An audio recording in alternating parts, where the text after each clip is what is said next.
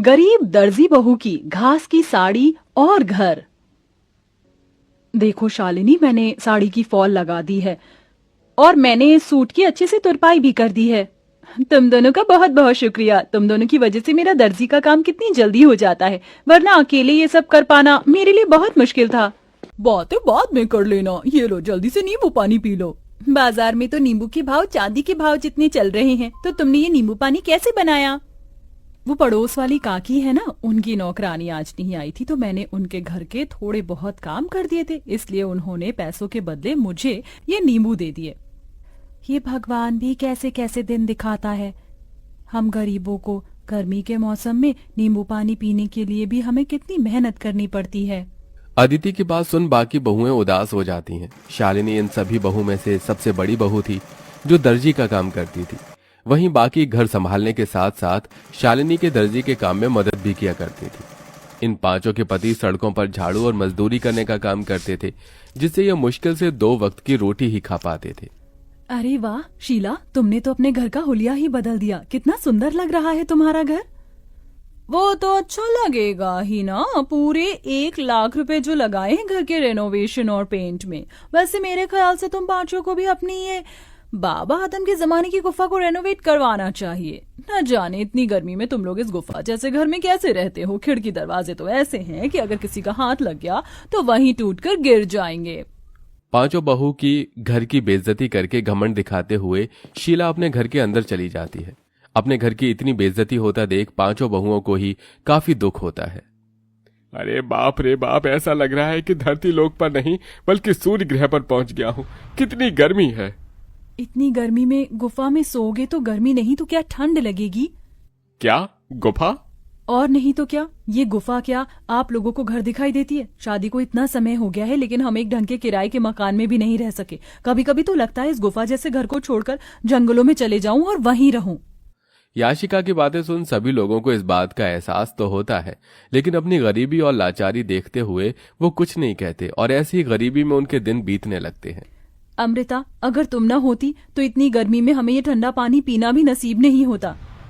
जमीन ठंडी रहती है ना, इसलिए मैंने पानी के मटके रखना शुरू कर दिया था ताकि कड़ी से कड़ी गर्मी में भी हमें ठंडा पानी मिल सके। कल रात थोड़ी बहुत चैन की नींद नसीब हुई थी। वैसे ये कपड़ा गीला कर ओढ़ कर सोने का आइडिया सच में कमाल का निकला। अब तो मैं रोज ऐसे ही सोऊंगी। पांचों बहुएं हमेशा अपने ऐसे छोटे मोटे जुगाड़ से गर्मी से थोड़ा बहुत बैक लिया करती थीं। शालिनी देखो ना, मेरी साड़ी फिर से फट गई, इसे सिल दो। कितनी बार एक ही साड़ी को बार बार सिलकर पहनेंगे? जब से शादी हुई है तब से लेकर आज तक एक भी साड़ी नहीं पहनी है। वही 2-3 साड़ियों को सिल कर ही पहन रहे हैं। अदिति इतना बोल ही रही होती है कि तभी उन्हें बाहर से साड़ी वाले की आवाज आती है, जिसे सुन पांचों बहुएं जैसे ही बाहर आती हैं। अरे भाई साहब, ये नीली वाली साड़ी दिखाइए। अरे बहन जी, आप लोग वहाँ क्यों खड़ी हैं? देखिए, मेरे पास एक से बढ़कर एक साड़ियाँ हैं। बनारसी, सूती, लखनवी, जरी वाली। बताइए कौन सी साड़ी दिखाऊं? अरे भाई साहब जी, आप किन से साड़ी लेने के लिए पूछ रहे हैं जो एक ही फटी हुई साड़ी को सिल कर पहनती हैं? इनकी एक सूती की साड़ी लेने की तो औकात नहीं है। ये क्या ही महंगी साड़ियां लेंगे। अपनी पड़ोसन मोना और अलीशा को अपनी इतनी बेइज्जती करता देख पांचों बहू की आंखों में आंसू आ जाते हैं और वो सीधा घर के अंदर चली जाती हैं। पांचों बहुएं इस गर्मी और गरीबी से परेशान हो चुकी थीं। पांचों बहुएं आंगन में बैठ एक दिन झाड़ू बर्तन कपड़े कर रही होती हैं कि तभी अचानक जोरों से हवाएं चलनी शुरू हो जाती हैं। लगता है बहुत जोरों से तूफान आने वाला है। चलो जल्दी घर के अंदर चलते हैं। पांचों बहुएं जैसे ही घर के अंदर जाने लगती हैं कि तभी तेज आंधी की वजह से उनके घर की छत उड़ जाती है और साथ ही साथ उनके घर की दीवारें भी टूटकर बिखर जाती हैं। हे भगवान, ये तूफान गांव में नहीं बल्कि हमारी जिंदगी में आया। अब हम लोग कहाँ रहेंगे? अपने घर के टूट जाने की वजह से पांचों बहुएं बहुत रोती हैं। शाम होते ही इन सब के पति घर आते हैं और ये सब नजारा देख उन्हें भी काफी दुख होता है, जिसके बाद अब वो सभी सिर छुपाने के लिए जंगल की तरफ बढ़ते हैं और एक बड़े से पेड़ के नीचे बैठकर अपनी रात वहीं गुजार लेते हैं।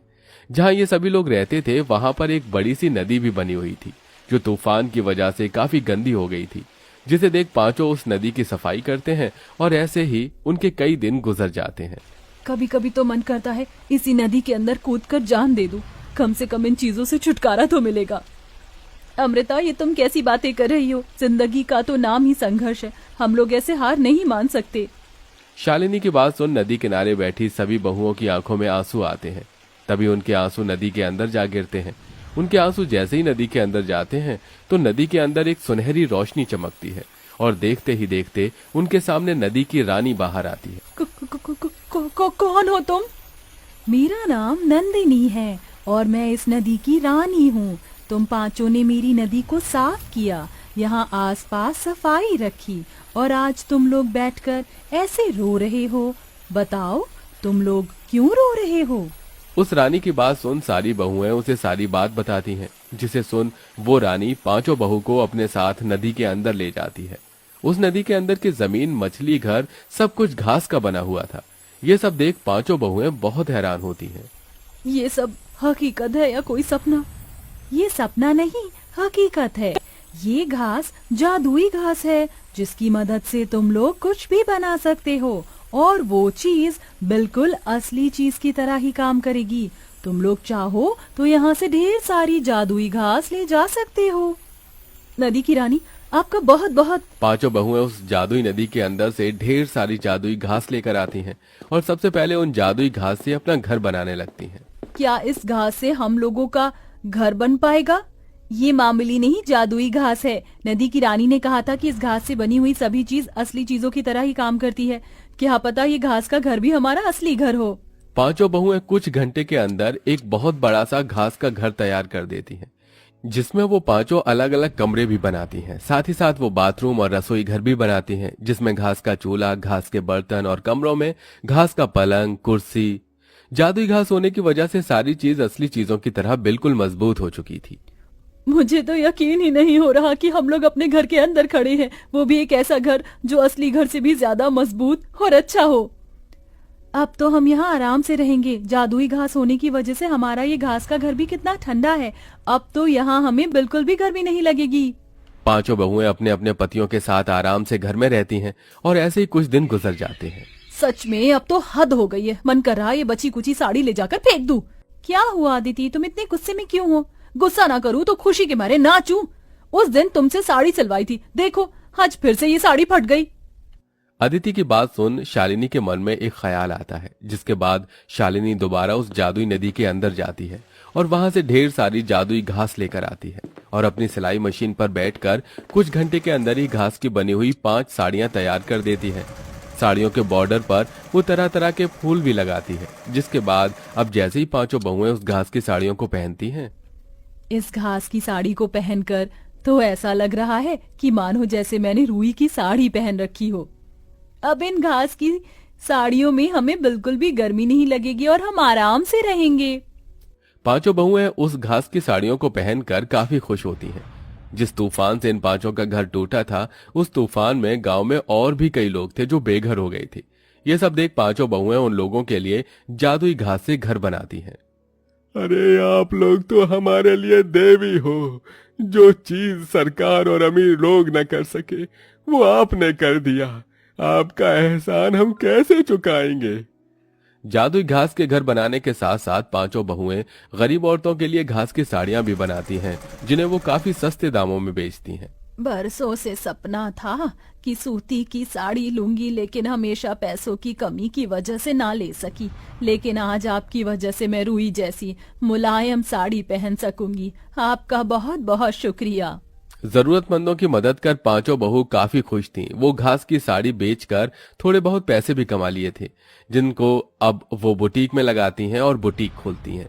घास की तरह तरह की ड्रेस बनाकर बेचती हैं और अब उन सब के पति अपना खुद का काम शुरू कर देते हैं, जिससे अब धीरे धीरे उनकी जिंदगी सही राह पर आने लगती है।